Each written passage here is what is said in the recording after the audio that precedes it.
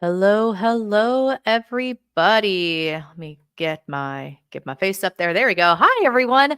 Well, sorry we started a little bit late. We are having some technical difficulties, so we're online and we're good to go.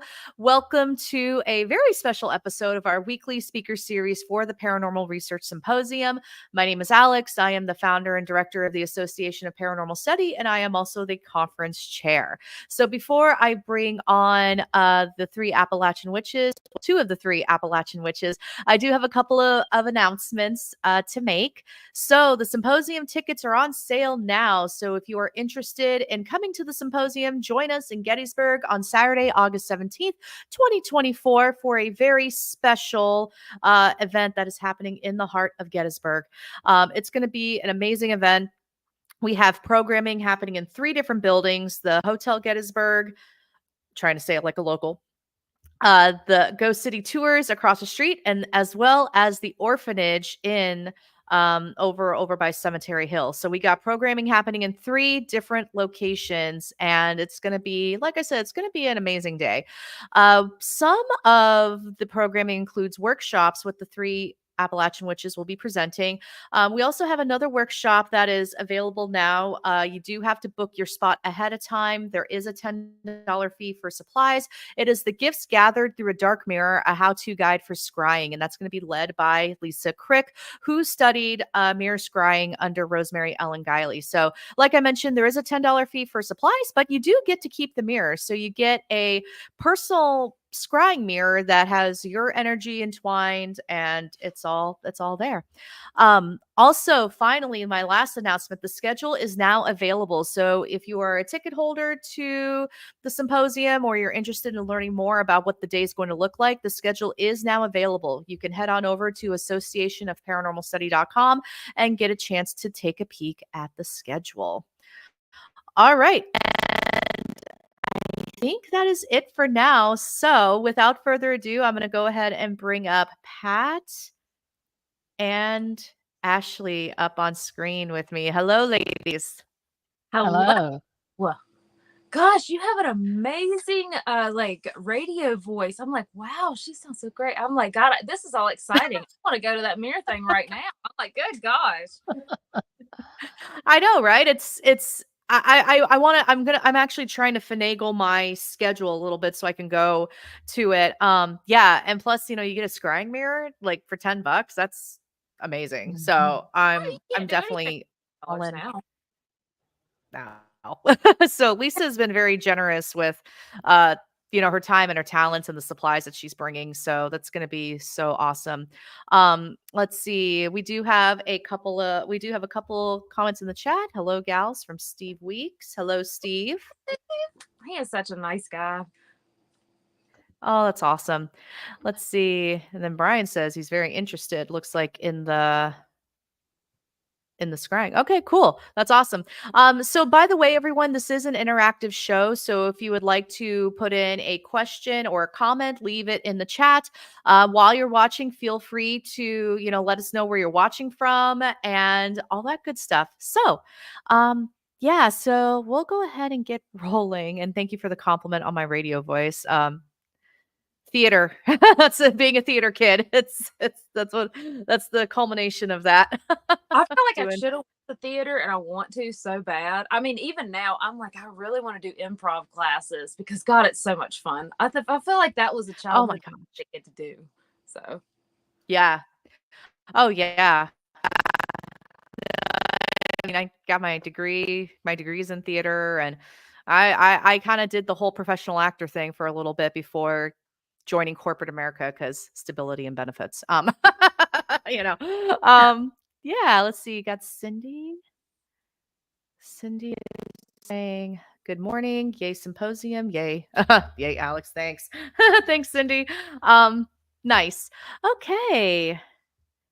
Alrighty. Well, so we're gonna go ahead and get rolling. So we have 2 out of the 3 Appalachian witches with here with us today, which is amazing. Schedules are always a fun thing to navigate, which is why we're doing a 10 a.m. on a 10 a.m. on a Wednesday, which is totally fine. Gives me a chance to have some fun in the middle of my workday. So, all right. Oh, I actually have I'm pleasantly pleased of good morning, John. That's Johnny. Johnny is a sweetheart.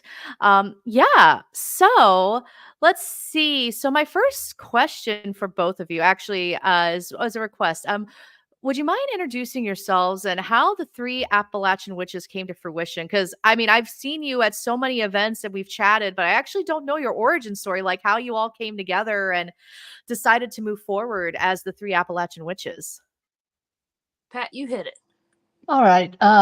Well, we had known each other for many, many years. I think the first time we met was really at a conference. It was called Hearts and Spirit, and it was an afterlife conference which focused on all aspects of the paranormal, but with an emphasis on those who had passed.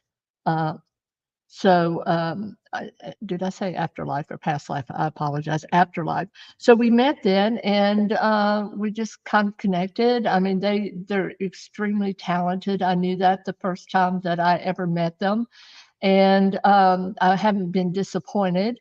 And so it's like we clicked. We've had a long and winding journey to come together as the three Appalachian witches, but here we are. Well, when we spiritually met was at the Heart and Spirits, but we actually had a background in paranormal. People don't know that, and they think we just come forward as, you know, these odd little people that are going to foretell your futures. But as anybody, you know, you get really drawn to the oddity and the macabre or whatever. And we went to a haunted location, and of course it was really odd to be in the paranormal, which now everybody is, and it's like a cool thing to do on the weekend. But in Virginia there was only a few like paranormal groups, and me and Misty wanted to be cool, and we went to a graveyard late at night. That is illegal, by the way. But anyways, we should we were at this graveyard, and this cop comes rolling in, and of course I act like I'm sleeping, and because I didn't want a ticket. And Misty was like, she was behind the wheel, she couldn't act like she was sleeping too. So the cop actually got us to go to a church down the street and talk, and he was like, you know, people do this, like as in paranormal investigating, and he's like, you should really look into groups. And when me and Misty thought about it, I've been in the paranormal atmosphere for 16 years. So I've been around about, and usually when you're in the paranormal, you start to realize, holy crap, ghosts are real. I went into this thinking I was going to be like Taps, and I'm going to like, you know what, you guys are all faking. There's no such thing. So then when I started realizing, holy crap, something's real about this, then I started to know and be more attuned with my body. And I was like, wow, I was sitting in a dark room, and someone that proclaimed to be psychic at the time. Me, like I said, I am still trying to rationalize this. And it was at Major Graham's mansion, also where we met Pat in our paranormal realm. She was doing photography and writing. But in this, we were in a room, and I was sitting there, and it was completely dark. My logicality was that I had, you know, stigmatism. So at nighttime, I would see dark figures running around, and I'm like, oh, it's my stigmatism acting up. And my mind, of course, would make it into creatures. So this lady who proclaimed to be a psychic started singing and talking about what I thought was my stigmatism. And that was a game changer. I was like, holy crap, maybe this whole time it was something else. So, I mean, that was when I first noticed there was something spiritual behind the paranormal, because of course you rely behind your equipment to think you're going to catch these things. Yeah. And you realize how in tune your body could actually be, and you don't really need all that stuff. I mean, the stuff is great, and I love looking at everybody else's stuff, but you know, in the paranormal realm, but you know, I'll take a look at most things. But so how we grouped up with Pat is, from the beginning she was like, you guys have something. And like, not saying, you know, medically, but anyway, she was like, you guys have something. And me and Misty was like, she's kooky, but I like her, you know. And fast forward so many years, and now we're professionally up here doing this. We always had little quirks, because being on our farm, we were secluded from society, so people just thought we were odd, but it wasn't. We didn't have the chance to be shamed by society as what we did, because we went behind superstition and folklore. So that's when the Appalachian witch actually came out of us. And Pat was like, you know what, girls, get a tool together, because we're going on the road. And that's when Hearts and Spirit came about. Wow, that's amazing. And it really sticks out to that, you had this what you thought was astigmatism, and then you got validation that it was something else from somebody who didn't know that that was what you were that's what you thought you were dealing with. So that's pretty incredible. Let's I see. can't back thinking that there was something wrong with me, man. I was like, Sissy, I got an issue. I could see Right. yeah. So it was a real eye opener because, of course, you take logicality and you totally banish anything spiritually, you know? Mhm. Yep. Steve said, "I had the Connor sisters at one of my events, first class all the way." Aw, 100%. he is so sweet. He's got all the love for you. So, yeah, it's didn't mean to close that. StreamYard is a little slow on me sometimes. But yeah, Steve's got all the love for you. That's amazing. Um, let's see. We got Brian says, I only knew one group in North Carolina before I started mine. I made the mistake on my overnight at the Devil's Tramping Ground and brought a rock home. My house has been having a negative feeling and I'm seeing shadow people and have had something sit on my bed. Ooh. One of the things I would recommend for that is the same thing that happens in Hawaii. There is a beach in which black rocks are there, and they're considered sacred to Pele, which is the goddess of fire and creation. She created the Hawaiian Islands, and what many people do is they actually just ship it back. They literally mail it back. And so that's something that you might want to consider doing. Many of these people say that, they have a lot of negative activity in their house once they've taken the rock, but once they return it, then everything begins to settle down. So you may want to consider that if this is activity that you do not want in your house. Has anybody opportunity to go to that? Because Misty really wants to go. We've never made okay, let's go spend the night there. But I haven't, and it's a shame because I lived in North Carolina for almost 9 years, but I am connected with a group that does work with the owner quite a bit. And I think they are actually planning a Paracon at the Devil's Tramping Ground next year. So I'll get you connected with them because it's going to be an interest. I think it's going to be very interesting. Yeah, again, but I lived like 2 hours away, so it was like, I guess I could go drive. And I always heard mixed feelings of like it's private property, you can't go to it. But then I'm hearing now I know the owner is open like to having visitors, but you do have to book. Everyone watching this, don't trespass. But yeah, so definitely, it's available and accessible. God, I'm Let's just thinking see. of t-shirt and logos. How epic would that be? You just have a devil just stomping around and like Mhm. that would just be. I'm all about this Paracon. I hope they make t-shirts because I'm gonna buy one. Heck yeah. See, Vicky says good morning. Oh, hey, Vicky. Oh, she is so sweet. Nice. Then Brian says the rock has disappeared. I have the owner's information if y'all need it. Nice. Okay. All right. Well, hopefully, I mean, has the energy calmed down? Maybe he came back and got the rock himself. Right. He was like, "This is mine. Thank you." And Maybe he bye-bye. sat down on your bed to have this conversation of don't steal things, and then he left. I'm hoping, Yeah. Right. Right. Yeah, I've always been it's funny because I've always been very cautious about things if I ever take anything home with me, like a souvenir or anything. And actually that came from my mama who was Appalachian. So a lot Mhm. of I spent my summers in Catlettsburg, Kentucky. So right in that tri-state area between West Virginia and Ohio. Like go across one bridge, it's one state, go across another bridge, it's the other state. And a lot of the Appalachian folklore that I grew up with, I didn't even realize it was like folklore or culture. It was just what you did, just as everybody did that. Everybody closed their curtains at night, you know. Everybody, didn't go into the woods at night or, if you heard your name, no, you didn't. Like I grew up with all of that and I didn't even realize it was mystical or anything because it was so normal for me. So, um, yeah. Yeah. Well, Good times. Good times. Well, and that's part of Appalachian magic. We call it practical magic. I mean, it's around you, the herbs and the crystals and whatever else is there to use. we used it because there was no going to town to get some sort of fancy herbs sent to you. So they noticed, what was going on around them, as far as the seasons and what was available to them, and that's what they use. So it becomes part of your life, like your granny telling you, if you drop salt, make sure you pick up some and put it over your left shoulder because that's where the devil sits, right? Yep. Yep.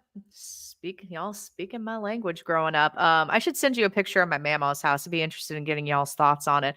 Um, yeah, and I remember like my mama telling me all these stories, and they were very mystical, but the way she told them, it was like I believe that they happened, and actually I do believe that they happened. And I still have this reverence for that area too, because I still have family there, and my grandparents, my grandmother is buried there, and she managed to convince my Hawaiian Japanese grandfather to also be laid to rest there too. So it's like that. So that cultural crossover is very interesting. And actually, Pat, you mentioned some Hawaiian folklore too. Do you often find that for both of you, Ashley and Pat, do you find that there's crossovers that happen a lot between cultures, especially in relation to Appalachian folklore?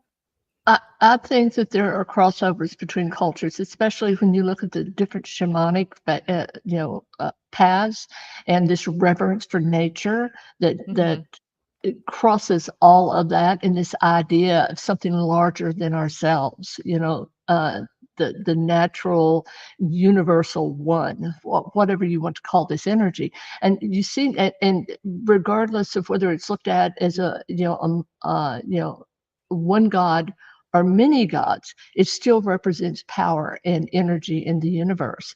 And it's a way across cultures to explain our world and our universe in a way that we can understand it. But I do believe in the universal energy. I know it's real. Nice. The Appalachians are always a melting pot. So it was, and I'm not saying this in a bad way, and I always try to be respectful, but when culture appropriation came about in the magic realm, it was always hard for me because I didn't want to offend anybody, but I'm kind of like, these are things that we also did as well. So knowing these are like little folklores I've had throughout my life, I was kind of like, well, shit, So, it's odd because in the Appalachian and a lot of our culture and our little odd ways are kind of getting extinct because you have the logicality over the internet now. And I always say, like 2 years ago, we didn't have internet. We had to drive to a truck stop 20 minutes away to actually get internet. And that is a beautiful thing that Pat is going about to preserve in her documentary, The Granny Woman. It's like saving those things that, we are losing with time, because as your elders pass away and that is your little culture, center, and they keep on passing this information, those are passing away. So we have the logicality, like I said, of the internet to Google those things. Back in the day, if you went against what Granny thought, then you're going to get hit. So. Yep. Yep. Wow. Yeah, no, you bring up a really good point. Because those traditions are starting to fade away as our elders pass away. Yes. I mean, my great grandmother passed away and my mama passed away in 2002. But her kids and their kids did not really pass on those traditions because it was, entering into, my grandmother was much older than her younger siblings. So it seemed like the tradition stuck with my grandmother and her sister. And then the two younger boys came along, and they came in during like the 50s, 60s, and 70s when commerce was starting to move in a bit more, especially in Appalachia. Like Marathon Oil is over in that area, so corporate America was starting to move in a little bit. And I noticed that as like the generations are passing away, those traditions are leaving, are disappearing. And it's been something that I've been mulling over and thinking about lately, because I was very much ingrained in that, and my grandmother was very much ingrained in that too, as much as one can living in San Diego, California. She actually would have gone back to that area if the healthcare was better. healthcare is not super stellar in certain parts of America. It's the fact of life. But yeah, I know you bring that's a good point that you bring up there. It's what would you suggest to people who are watching who may have been growing up with all of these traditions, and what can they do to help preserve those legacies? One of the things that they can do is write them down. And one of the things that I recommend that anyone does, if they have an older person with stories, and most older people have stories that they want to tell, is get a recorder and just let them tell those stories. I did that with my husband's 100. She was 103 at the time. She died when she was 105. She was born before Arizona was a state. And Wow. so I took a recorder. It took no time. I was able to record a few of her stories when I was with her that day. But I recommend oral histories for any family. Let the old people speak. They love to tell their stories. All you have to do is hit record. Or if you're a writer, you can also accompany that with notes that you may know yourself as they're telling these stories. Maybe examples from your own life, or that moment that you could connect with her in a way, or him. They were always she in my family, but connect with her, and any other thing that you might want, because I will tell you, it is something that you will be very thankful for when that person is gone, and you realize that you have preserved a piece of your family history and a piece of the history of these mountains. Nice. That's a great suggestion. Let's see. Brian did follow up with his Devil's Tramping Ground experience. It's been getting more active, but I love the paranormal, so unless it gets aggressive, it should be okay. That is ever the paranormal investigators. Well, Like, and let me mention Right. something too. We are hurtling towards the thinning of the veil. We are now, in the middle of August, and the closer we get to either, Beltane, or we go to Samhain, or Halloween, then it becomes thinner and thinner and thinner. And so you may have more activity as we get closer to that date. All right, Brian, watch out. Sharon says, my mother was a very strong healer as well as psychic. She helped many people, but she never taught us anything. And so now we don't know how to use our gifts. Oof. Oh, that breaks my heart a little bit. One thing with us, people think that, I always say this, when you're an Appalachian witch, you get passed down this lovely antique broom and this lovely book that's going to tell you, oh, surprise, you're a wizard, Harry Potter, an Appalachian, hey y'all, you're a wizard. You think they're going to come about like that. But in reality, I always knew that, I didn't always know. Pat really told us we're weird and we have something different. And it wasn't until we were writing a book and we were like, hey, do you have any stories you want to put into this about, us becoming a witch? And my dad just dropped it. And like I said, we just did this book like a year or two ago. My dad was like, oh yeah, your family was a healer. We didn't get called witches. We got called healers. I'm like, you couldn't have told me my pedigree a long time before I started this business, So it was very hush hush. People don't understand that. But it was and we believe if you show them fully your gift, then your magic gets taken away because it's like you're passing on. And different lineages goes different ways. And I can't tell you how many times I've done conferences and they've been like, well, I have roots and I'd really like to look into it. I feel like there's something there. You most likely were, because you always go to your grandparents to get the comfort, to get the help, things like that, because they're wiser and things. But it was really the the word of mouth is what got them. And it's really sad. People think that I got time, I'll wait and talk to them such and such. But it's really, once they pass on, you don't have that connection, obviously, to get that, because a lot of them didn't know how to read or write. My grandmother did. And still Right. I crave her biscuits. I know that has nothing to do with witchcraft, but even recipes, you lose that. You just, now we are so disillusioned with technology, you can Google it. So Yeah. And may I mention something too? You're wanting to reconnect with this energy that your ancestors had. Allow yourself to be led. and allow yourself to expand those gifts, whatever they may be. You said you don't know how to use these gifts. That tells me that you recognize that you do have those gifts, that you have been, that is something that has been handed down through your bloodline. Allow yourself to use the gifts. And what prevents you from doing that is fear. We're afraid we're wrong. We're afraid we'll mess up. Don't allow that to get into your head. Just allow yourself to be led. In fact, your mother may be one of the people that will guide you. You'll feel her energy around, or you may be guided by another guide. But the first thing you do is have no fear, step out and begin to try, because we walk and we fall and we get better as we do this. And allow yourself to use those gifts, or try to use those gifts. Wonderful.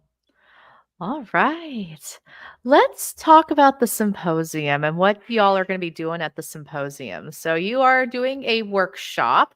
Could you tell us a little bit more about what your workshop is going to be about? Do you want me to start? Okay. All right. What we're doing is actually an experiment, and we are excited, and we're hoping that people will want to be a part of this.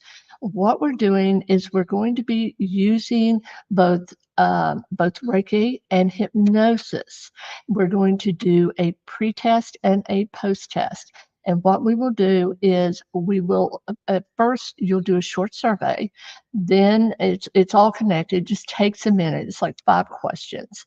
And then you will take the pretest with no Reiki or hypnosis used. And what we're going to do is we're going to use the Zener cards. So you're going to have 10 questions. And basically, it's not a question. You're going to focus and try to see one of these cards.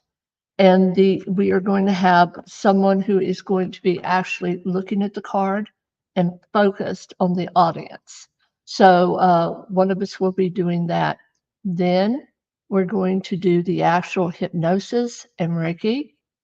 And we're going to take a post test to see if your ability, your psi ability, has increased through the use of those modalities to open the mind and open the psychic center in order to better our psychic ability. So that's what we're going to do. And everyone who's going to participate, we're going to send, if you give us our email in the in the survey, we're going to send you a synopsis of the results of the test after they are published in September. Wow. Oh, that's so cool. Okay. Yeah, no, that's really exciting. I mean, I was also very excited when I read the abstract, but yeah, that is amazing. Yeah, so for those of you who have your tickets to the symposium, yeah, this is definitely this is definitely a workshop to consider going to. And what inspired this workshop? Like the idea for this workshop? I am Oh, excited. go ahead. It reminds me of the Ghostbusters psychic test. I was like, yes, because I'm a pop culture enthusiast. We're going to say that because someone at work gives me a hard time calling me a nerd. I'm like, I'm a pop culture enthusiast.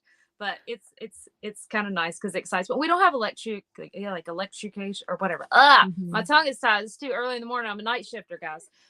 We don't have electrocution involved in this, so don't feel pressured about that if you get something wrong. But it's incredibly exciting, and this, we have to give credit to Pat. This was something that Pat is incredibly intelligent, and we always love working with her and things like that because she always looks at things from a different point of view, and this was all Pat, so we're gonna have to give it to her. Wow.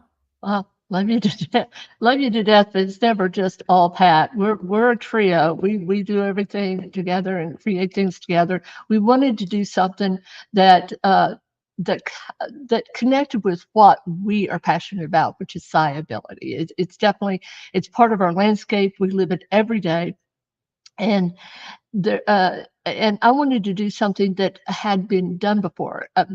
because it's interesting if we want to be able to go back and look at the results of other studies.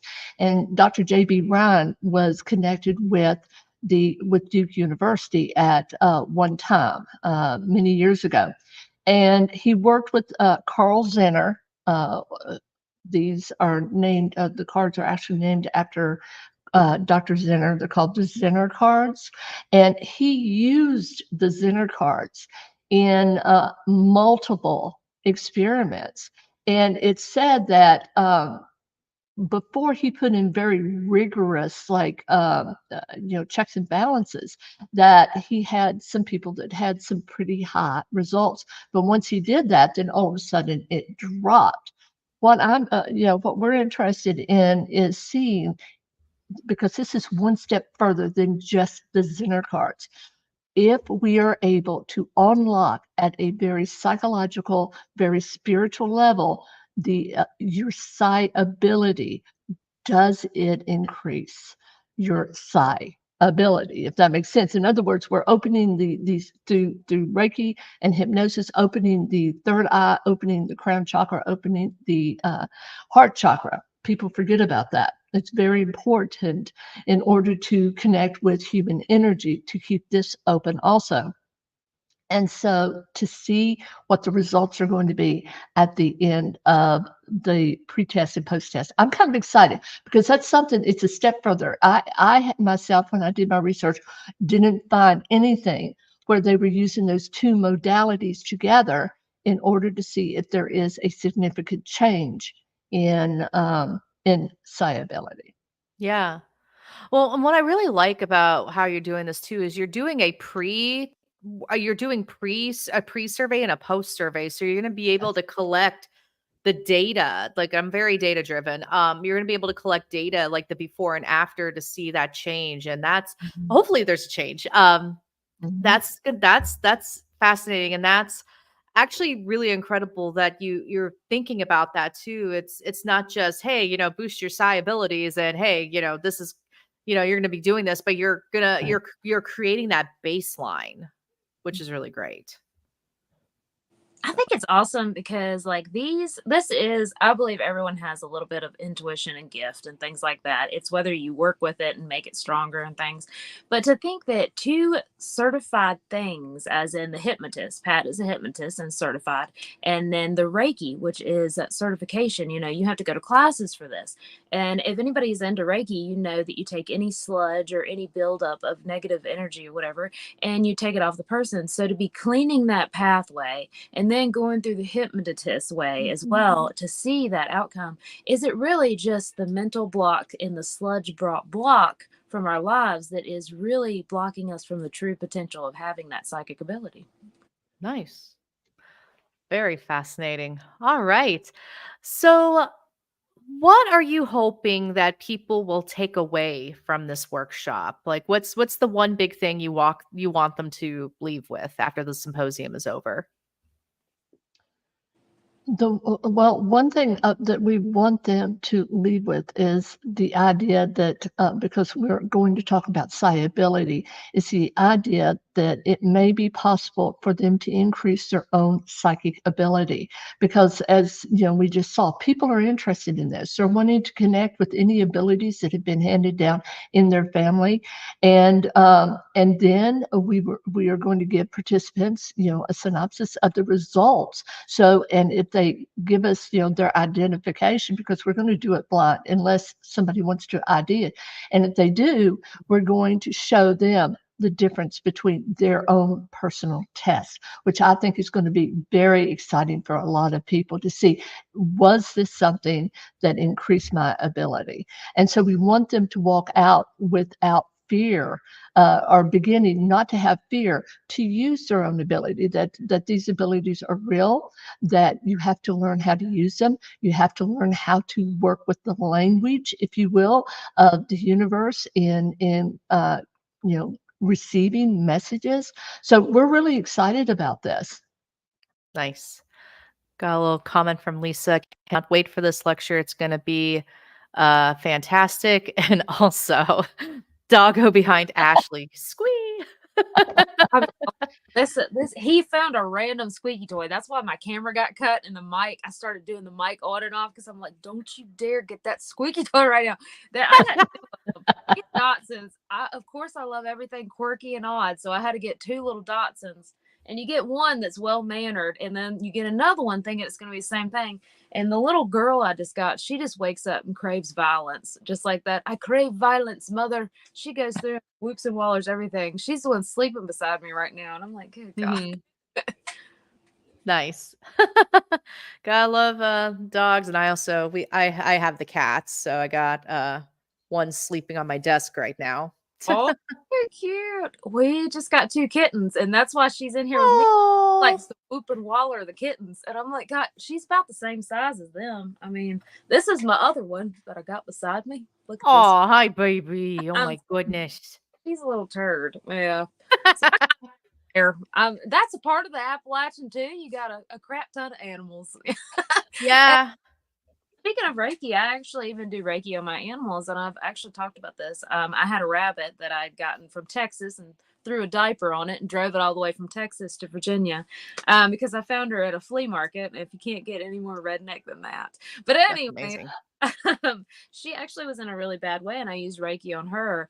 And the vets were actually like, I don't know how you made this rabbit live, because she even had the head tilt and things like that. So Reiki is something that you really shouldn't overlook. It has a lot of possibilities. So I'm really excited to even see the outcome with your psychic abilities, because people overlook that part. They're like, let me make sure I'm healthy and cleansing all the energy. But to open that pathway that way, I'm pretty excited about this, guys. And the outcomes, shoo. Yeah. No, that's gonna be very interesting to go through that data and go through those surveys. I'll be very interested in what the results are, which y'all will get to read it too, because we're gonna be putting all of the symposium presentations, workshops, and the panels in a journal. So for those of you unable to make it, or if you go and you want something to take away, there will be a journal coming out hopefully early next year, depending how fast I can edit and my other person can edit. But yeah, no, that's amazing. So let's talk about like the work that you've all been doing this past year. I mean, you've been all over. I mean, I saw you at the Trivia Clinic Parafest in North Carolina, and then I also saw you at Haunted America. So y'all travel quite a bit. What does a typical day look like for you all, for the three Appalachian Witches? Chaos. We're gonna say that. We were just talking about, man, I'm telling you what, when you start traveling, you start swelling. I'm telling you, shoo, I don't bring chicken anymore. And they don't tell you about this part. I'm like, good gosh, we have been all over, and we've been truly blessed to be able to like do readings for people, help people, do healing sessions. Pat does the hypnotist, and just to see how people respond to any of that is really the beautiful thing, and why we constantly do this. It's chaotic. We're gonna say that, and we have tons of stories and tons of laughs and times together. But shoo, it is waking up and hit the ground running, and it's always another project, because it's just life is too short, and we want to inspire people to reach their true potential and actually put these things on paper, such as the thing you're doing with the symposium, or not symposium, but that you're doing with this journal. Like it's chaotic, but it's quite fun. And Pat, how do you decide how? I think that your description is excellent, and you mentioned we do this because we really enjoy working with people. We do. And to see somebody, receive some sort of healing, emotional or spiritual, and also for me, delivering the truth to people. I tell people right away if I see something. I'm not the good news bearer. We are not fortune tellers. We get messages, we see things, and we deliver that message, and we'll do it with as much grace and tact and diplomacy as we can. But at the end of the day, if your old man is messing around on you, we've got, we're going to tell you in some very kind way. Mm-hmm. And also, Just an example. I love that we actually get to take our culture and take it on the road to show people. Mhm. That is my excitement when I go outside our little, realm of normalcy. And honestly, even when my nighttime job and, the one that I make more like my full-time muggle job, I will go and I'll have my accent and they're like, where are you from? You sound like banjos and da da da. And they will even tell you they're not. I'm telling you, I'm like, I'm like, I'm from here. I was raised and born here. Anyways, so even them, they very strongly will cut their accent. Even in a factory, because I'm a machinist, first thing you want to do is get rid of your accent because you won't be taken seriously. So we talk about Appalachian witchcraft and things like that, but we're also bringing our culture. And that's something that people don't understand unless they're from the mountains, is people won't take you as intelligent because you have a certain twang. So even just the way we talk, I think I talk great, like, Rosetta Stone, but in reality, it's got a little twang. But I think that's one of my funnest things, to actually go forth and talk in an educated way to show them a little taste of our culture. Because like we were talking earlier, it's actually like dying, and more so the granny women, because that's something that even me growing up wasn't talked about. Because like they said, you're a healer. You got to hide behind, the Bible and things like that, rather than coming forth and being like, yeah, I'm a witch. I'm a granny woman. Hey, Lisa, just to let you know, we love you. We're just hoping that there is standing room only in your presentation. I was lucky enough to meet Lisa up at the Tribbett Clinic, and she just seems very first class. Very nice woman. She is. She is. All right. And actually, you bring up something interesting too, because Lisa's got some love. Love you right back, sis. Aw, nice. Yeah, because I noticed when my grandmother left. She obviously left because she married my grandfather who was in the military. But I did notice, like, growing up, my grandmother's accent wasn't very apparent until we went to Kentucky. And it just flowed right out. And even when I go visit my family in Kentucky too, like, my husband will be like, you got a little bit of an accent. I'm like, really? My name wasn't Alex, it was Xander. That's what they called me. They still call me that, Xander, which is so funny. But you're right. There is a stick, that's not a marginalization. There's a stereotype when it comes to people from Appalachia and people with like really thick accents. And my family, they're some of the smartest people I know, and also very witty. Like, some of the comebacks that come out of their mouths, I'm like, like, sometimes send me to the floor. Very smart people. But you're right. There's this stigmatization of people especially from Appalachia, and the stereotype that, frankly, I find it offensive almost, because I'm like, hey, that's my family. Those are people I love, and these are people who are very smart, street smart, book smart, and they'll help you out whenever you need it. Like, they'll bring you a plate, for Thanksgiving if they know you're alone, or if you really don't want to go over to their house. But they'll bring you a plate. Like, it's a very, I always find, I find the area, it's very cozy for me, and it's like those really nice feelings. And I don't know, I always love going to see my family in Kentucky. So, and they're probably watching right now, wondering what the hell I'm doing right now, but It's a beautiful culture, and there's always the bad side of every culture. So I don't want to know.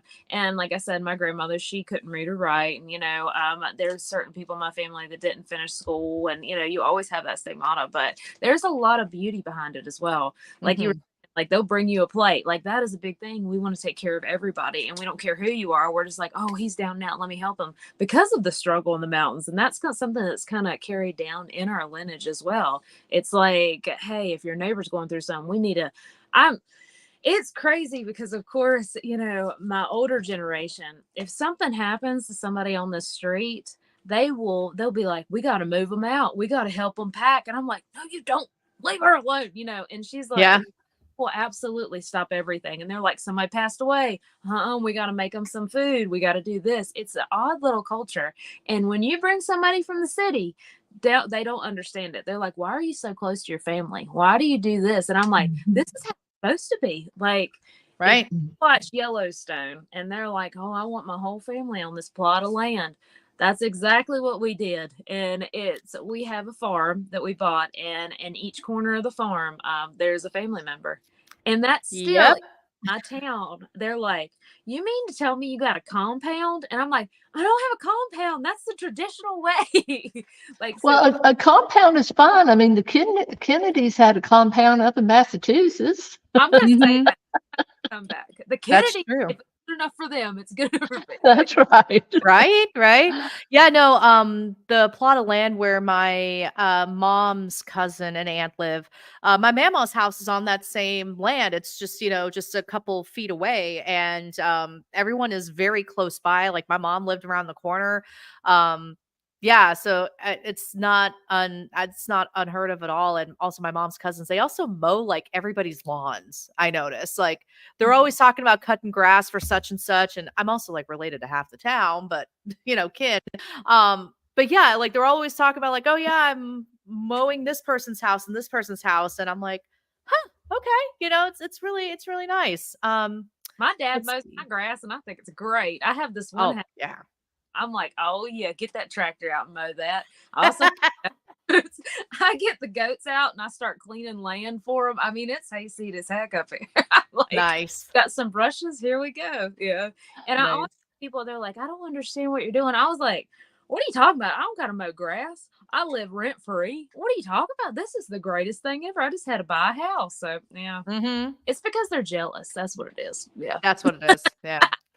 Let's see. Cindy has a question. I have a 2nd degree certification in Reiki, but I have let it really slide. Is there some way to renew it? Are you talking about renewing your connection with this energy? If you are, the best way to do it is to use it, because you have the what is it called, Ashley? Natural gift, or you've already been Well, you've been inducted. You've received your what's it called, Ashley? I swear I got. Yeah, there you go, Cindy. Yes, that's all you need. Yes, just reconnect with it by using it. It's like being a psychic. If you don't use it, your gifts are not going to be as great. It's like a muscle, right? So your connection with this energy, which is divine energy, universal energy, whatever you want to call it, the more that you connect with it, the easier it becomes. The easier it becomes to open up and allow that energy into your body and then out for healing. We call that up in the mountains laying on of hands.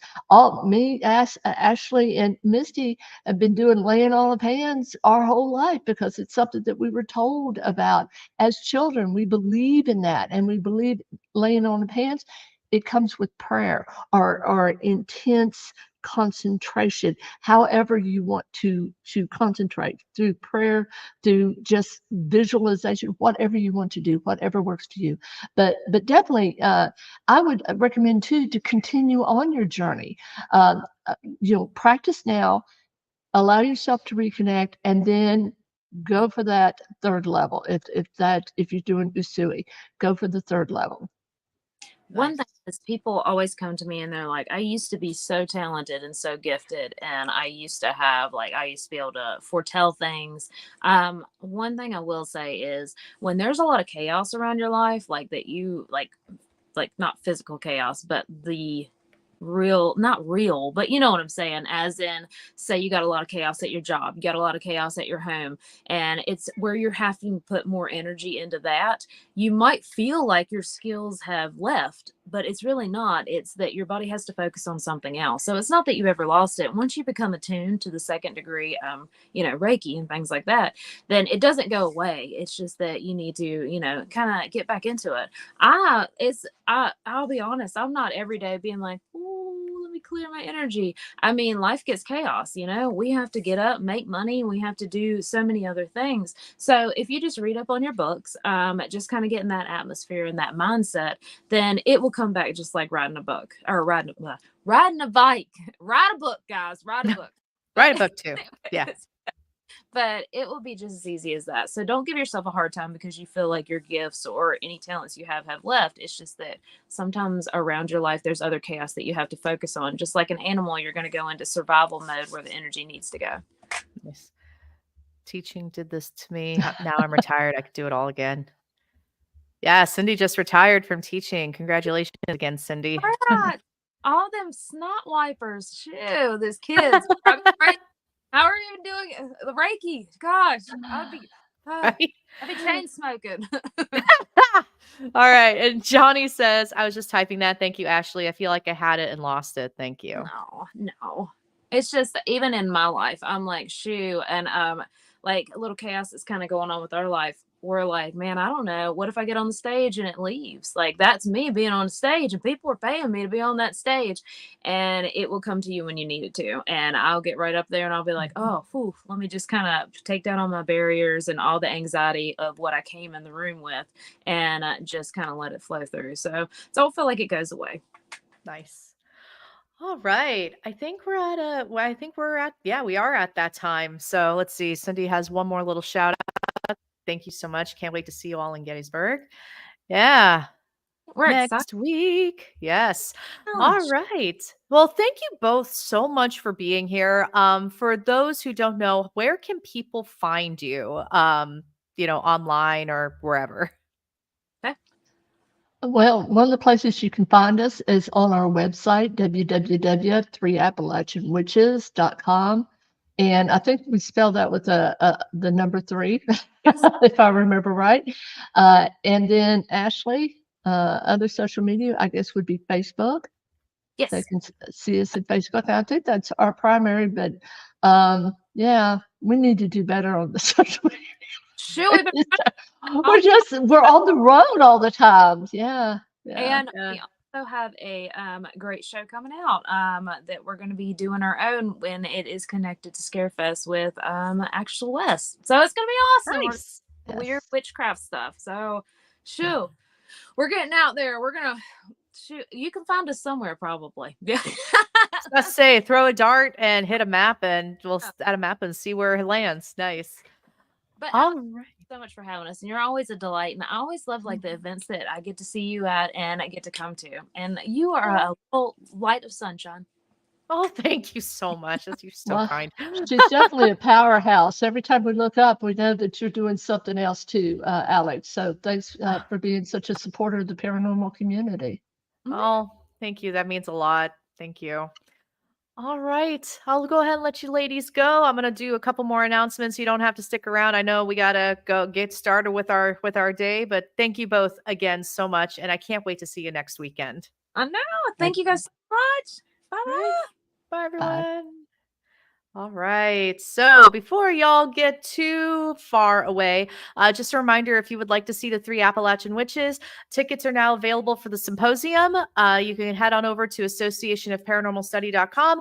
I also posted the direct ticket link in the chat if you want to grab your tickets for the Symposium. And again, schedule is now available if you want to see what is coming up next for the 3 Appalachian Witches and everyone else who will be presenting. And then on Monday, so I do have a little bit of a heartfelt, sad announcement. This is my last weekly speaker series for the Symposium up until the Symposium. So this is actually my last show because I am heading to Seattle for work and I won't be able to do the show while I'm in Seattle. But the ever so lovely Whitney, my team member, she's also a podcaster and an author. She's going to be stepping in my place to host this coming weekly speaker series with Joshua Cutchin and Timothy Renner. They are both fantastic people. I'm actually really excited to watch the recording of this. So Whitney will be stepping in to host in my place on Monday. So, all right, everybody, that is it. Thank you all so much for tuning in. Thank you for tuning in for the past, I think, 8-9 weeks that we've been doing this. It's been really fantastic doing this to lead up to the Symposium. And I hope to see you all next weekend for the event. It's going to be great. I hope to see you at the Symposium. Thanks, everyone, and have a great day.